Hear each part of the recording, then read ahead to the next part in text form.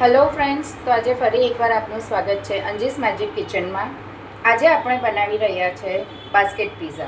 તો જેની અંદર આપણને જોઈશે ઝીણા સમારેલા કાંદા, લાલ લીલા પીળા કેપ્સિકમ, ગાજર, મોઝરેલા ચીઝ, બ્લેક ઓલિવ, મરીનો powder, tomato ketchup, chili flakes, oregano, pizza topping અને પ્લેન મેયોનીઝ. મેયોનીઝ તમે ઘરે બનાવેલું પણ યુઝ કરી શકો છો, અથવા તો તમે માર્કેટમાં ઇઝી અવેલેબલ મળે છે એને યુઝ કરી શકો છો. સાથે આપણે બનાવીશું પોમોગ્રેનેટનું ડ્રિંક, જેની અંદર આપણને જોઈશે દાડમના દાણા, દૂધ અને વેનીલા આઈસ્ક્રીમ.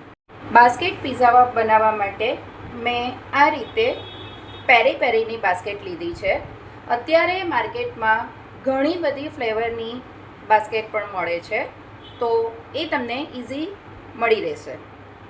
તો ચાલો આજની આપણી રેસીપી આપણે શરૂ કરીએ. સૌ પ્રથમ આપણે ગેસ પર એક પેન મૂકીશું.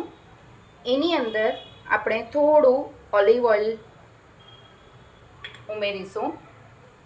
હવે એની અંદર જે આપણે શાકભાજી સમારેલા છે, શાકભાજી અધકચરા ચેડવી દેશું, જેથી આપણને બાસ્કેટમાં થોડું કચાશ લાગે નહીં. હવે આની અંદર આપણે ચીલી ફ્લેક્સ એડ કરીશું, મરીનો પાવડર એડ કરીશું,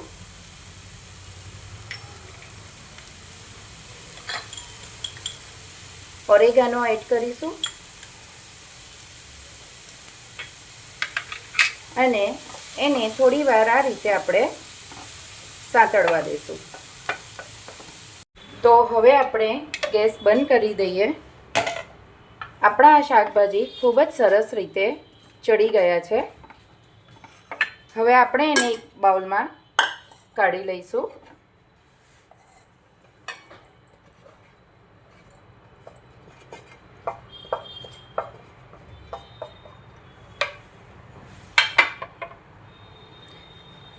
હવે આપણે એની અંદર ટોમેટો કેચઅપ નાખીશું,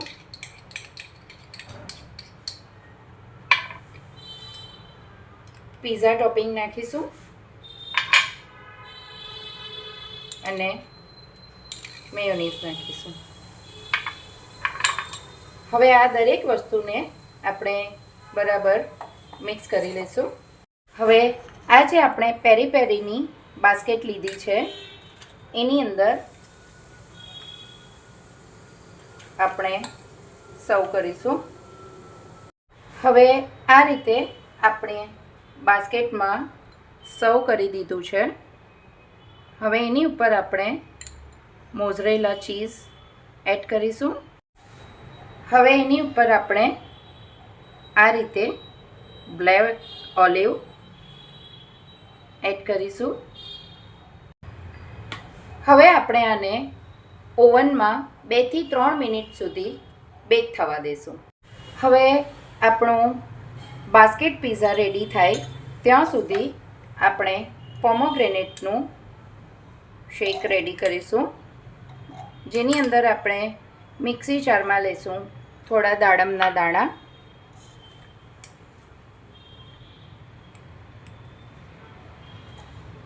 વેનીલા આઈસ્ક્રીમ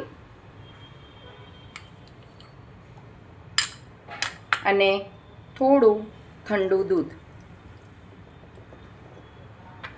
હવે આને આપણે મિક્સીમાં ગ્રાઇન્ડ કરી લઈશું.